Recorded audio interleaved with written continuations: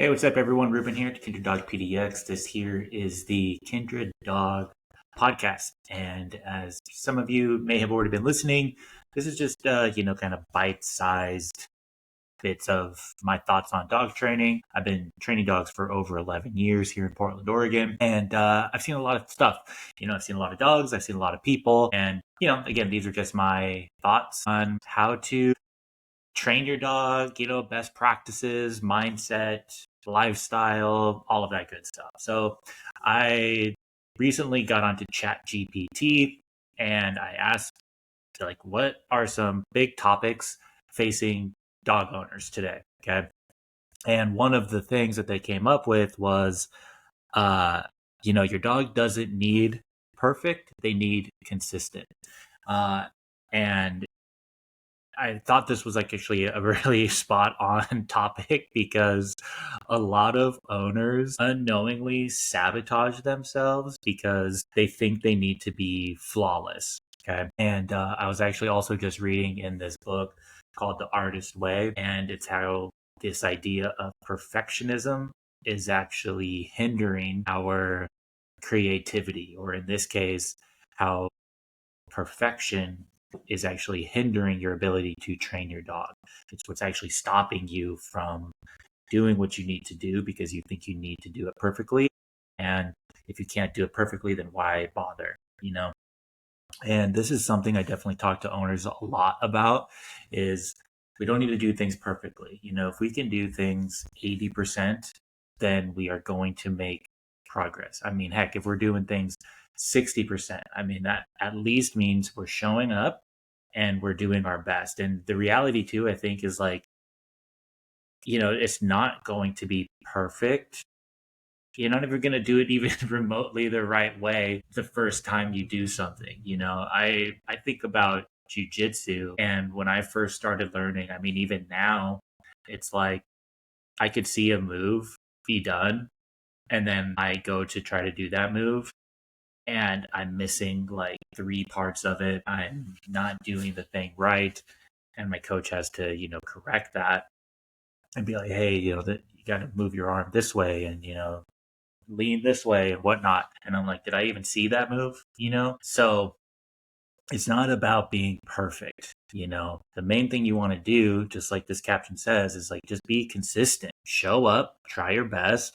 Each day it's going to get a little bit better. And I do think that a lot of owners, they put a lot of pressure on themselves because they want their dog trained up, which I get. It's stressful living with the dog who doesn't do the things you want them to do. If you take them to the park and you're stressed that they might run off because a squirrel comes running by, or you don't know what they're going to do when you have guests coming over, or they're unpredictable, and people want that solved, and they want it solved quickly. And this is the wrong mindset to have. It's not going to happen quickly. Sure, some things might change quickly, but a lot of things are going to take a lot of time and patience. And you're going to hear myself, you're going to hear other trainers. It's not about reaching the destination, it's the journey towards the destination.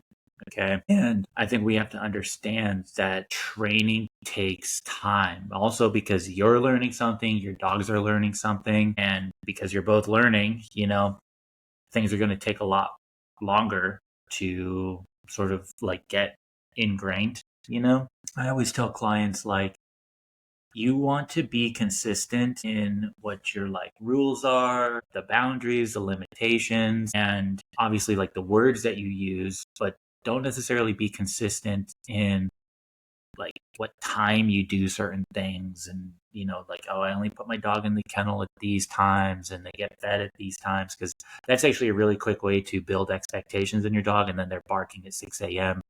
to get their dinner, or I mean, to get their breakfast.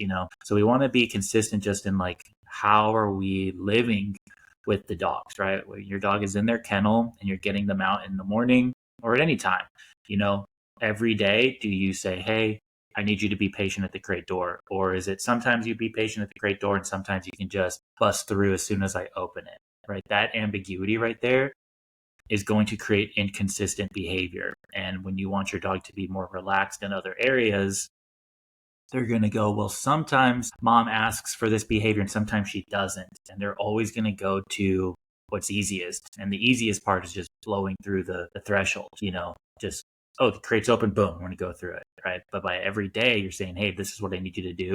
That's what's going to build consistent behavior. So it's not about being perfect. It's just consistently showing up, Can you play with your dog for 5 minutes, once a day? I mean, ideally, you're going to do more, right? But once a day, can we do that? Can we feed our dogs? Can we do some training exercises 5 minutes a day?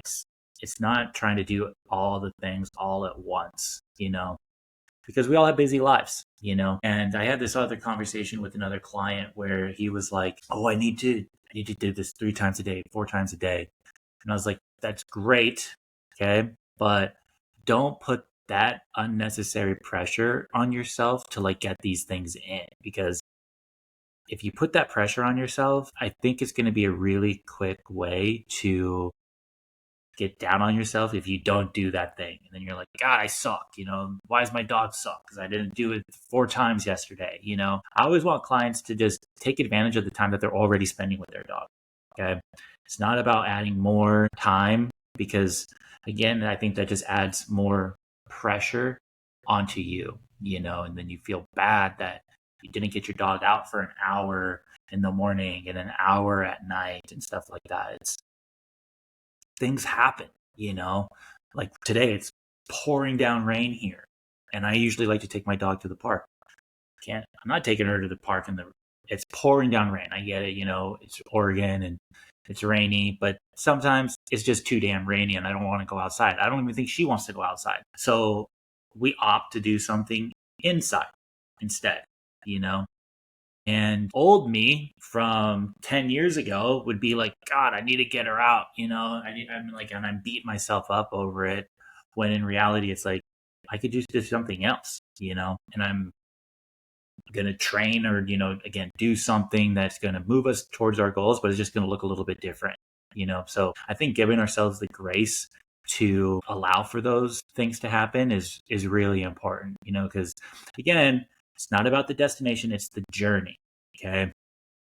That's where the meat and potatoes is, because it's good to have goals, it's like, cool, this is where I want to be with my dog, but we should also be okay with like, it takes as long as it takes, because in that journey, it's not just going to be like this linear thing. It's going to be up and down, up and down, up and down, back down, up again. Okay.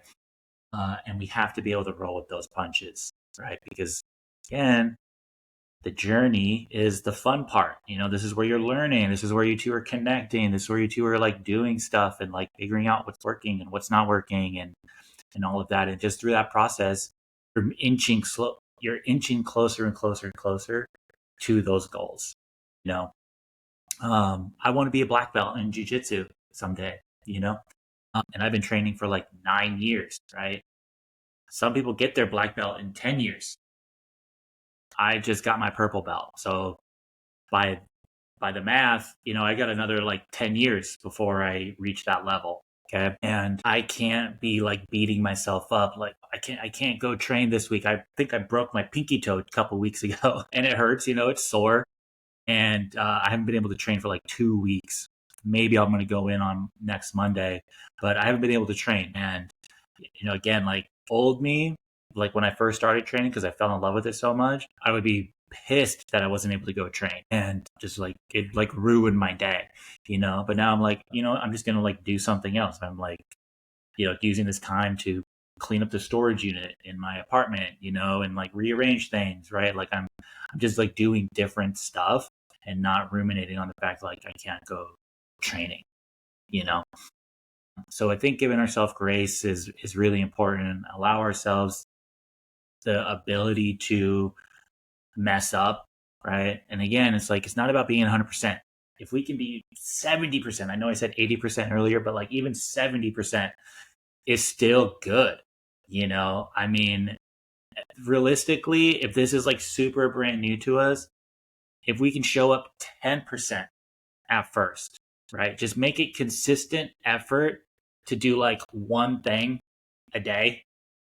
It's going to lead to bigger changes. There was this book I read a long time ago when I first started getting into this dog training business called The Compound Effect. And in the short of it, the compound effect means small changes leading to big changes. And the examples this author used was like, if I really want to lose weight, what have you, the one thing that I change is instead of, let's say I love soda.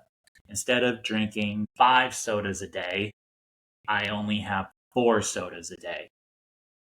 That's it. I just take out one. I practice self-control by doing one less each day. Because the idea is if I can say no to one, I can say no to two. And you build up momentum that way. So if for 2 weeks I say, hey, I only want to have 4 sodas a day, which is a lot of soda, but some people like soda. I used to love soda. If I can do one less a day, that's going to be good. And then you know what? In 2 weeks, I'm probably going to have the fortitude or the like ability, the self discipline to say no to 2 sodas. So now I'm only going to have 3 sodas a day. Okay. So again, it's not about just cutting out the soda, right? Like, sure, maybe some people can do that, but at first it's going to be hard. And so by only saying no to one, right, you're still drinking soda, but you're just having 4 instead of 5. Like you're on the pathway, and then the next time it's going to be 3 sodas, and then it's going to be 2 sodas, and then it's going to be 1 soda. And then you're like, wow, I was able to have the self-discipline to say no to that. Maybe I just cut out soda altogether, or discipline myself to only have one a week or one a day or one every couple of days, whatever it looks to you. But the whole idea is small changes leading to big changes. Okay, so if you can do one thing, it's going to be easier to do 2 things, and it's going to be easier to do 3 things, and so on and so forth. All right, and that's what I want owners to take away from this is just do a little bit. Okay, like, yeah, and it's like everything is relative. Okay. So by you doing that, is it going to take time? Yes, it is.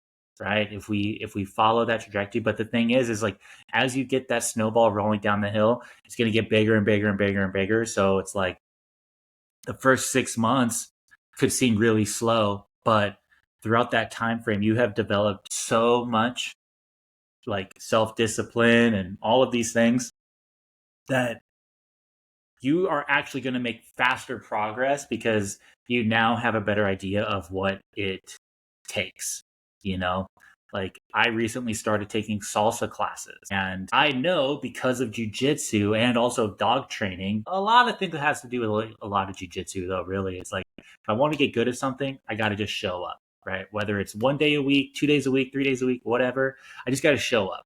All right. And I got to put some effort in.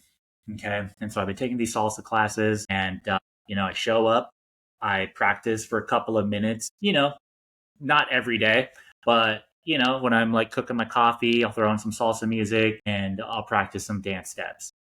I stay after class on Tuesdays for an extra like 45 minutes to an hour for their practice. And I get some, mostly one-on-one time because there's only a few people that stay after. So definitely getting some practice after that. But it's like, I know in order for me to get better at salsa, I got to show up. I got to practice. And it's a lot easier for me to do that now because I have this history built up with jujitsu and, dog training and just understanding like that's what it takes to get better at something. I'm going to suck at it, which I do. I fumble the steps. I, just laugh it off. You know what I mean? Because like, I have learned how to embrace the suck and understanding that I'm not going to be good at it right away. Okay. And this is just level 1. There's a bunch of levels to go too. So, and I might be in level 1 for a couple of months. I've talked to other people and they've been in level 1 for a couple of months, just to like get that practice and revisit those fundamentals multiple times just to get the better handle of it, So I think we're reaching up to our usual time here. It's like 15 minutes. So I don't want to keep you too long, but I want you all to give yourself the grace to take your time, right? Understand that it's going to take time. Understand that you're not going to be the best at it. Your dog isn't going to be the best at it. You're both learning, and just allow yourself that ability to learn. So we're going to end it there. All right. We've got a lot of these planned up. I'm going to start being a little bit more consistent with these podcasts. Practice what I preach, right? So as always, if you found this valuable, please like it, share it with somebody else who, might be thinking about these things. We are on social channels. We're on TikTok. We're on Instagram. We're on YouTube, all at Kindred Dog PDX. We're also on Facebook at Kindred Dog PDX. We offer multiple training options, lots of private lessons, virtual lessons. We have an online dog training course called Calm on Command, which teaches you all of this, all the stuff that I'm talking about as far as training your dog, lifestyle. And there's multiple tiers for that. In-person lessons, virtual lessons, definitely get in contact with us. And if you also have ideas for podcasts, you can send those over to me. We actually have a little thing on our website where you can submit your ideas for a show, which would be amazing. I would love to see your thoughts, or just sort of what's on your mind. Like I said, I've asked ChatGPT what's on dog owners' minds, it's according to like search options and stuff like that. So anyways, again, thanks for listening. We'll be back at this again next week, or maybe sooner, who knows. But again, like, share, subscribe, and follow us on the channel so you can get updates on the goings on with Kindred Dog PDX. All right. So anyways, I hope you all have a great day. It's little couple weeks before the holiday. So if you have any questions about your dog for Christmas and how to navigate that, definitely hit me up on the social channels, and I'm happy to answer those up for you. All right. And maybe we'll do a special Christmas episode or something like that. So anyways, that's all I got for today. Be well, and happy training. Talk to y'all later. Bye.